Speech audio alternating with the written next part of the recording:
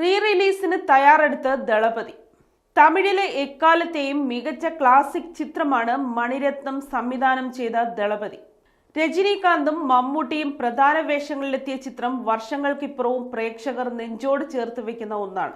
ഇപ്പോഴിതാ ദളപതി വീണ്ടും ബിഗ് സ്ക്രീനിലേക്ക് തിരിച്ചെത്തുന്നു എന്ന വാർത്തയാണ് പുറത്തുവരുന്നത്. സൂപ്പർ സ്റ്റാർ രജനീകാന്തിന്റെ പിറന്നാളിനോടനുബന്ധിച്ചാണ് ചിത്രം റീ റിലീസിന് ഒരുങ്ങുന്നത്. രജനിയുടെ പിറന്നാൾ ദിവസമായ ഡിസംബർ 12-ന് ലോകമെമ്പാടുമുള്ള തിയേറ്ററുകളിൽ ദളപതി റീ റിലീസ് ചെയ്യും. SSI പ്രൊഡക്ഷൻസ് ആണ് ചിത്രം തമിഴ്നാട്ടിലും കർണാടകയിലും റിലീസ് ചെയ്യുന്നത്.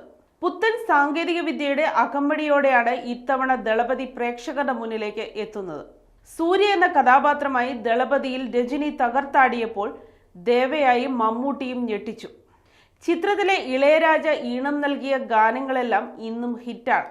സന്തോഷ് ശിവനാണ് ചിത്രത്തിന്റെ ഛായാഗ്രഹണം നിർവഹിച്ചത്. അരവിന്ദ് സ്വാമി, അമരീഷ് പുരി, ശോഭന, ശ്രീവിദ്യ, ഭാനുപ്രിയ, ഗീത, നാഗേഷ് എന്നിവരായിരുന്നു ചിത്രത്തിൽ മറ്റ് പ്രധാന വേഷങ്ങളിൽ എത്തിയത്. അതേസമയം ലോകേഷ് കനകരാജ് സംവിധാനം ചെയ്യുന്ന കൂലി എന്ന ചിത്രത്തിലാണ് രജനീകാന്ത് ഇപ്പോൾ അഭിനയിക്കുന്നത്.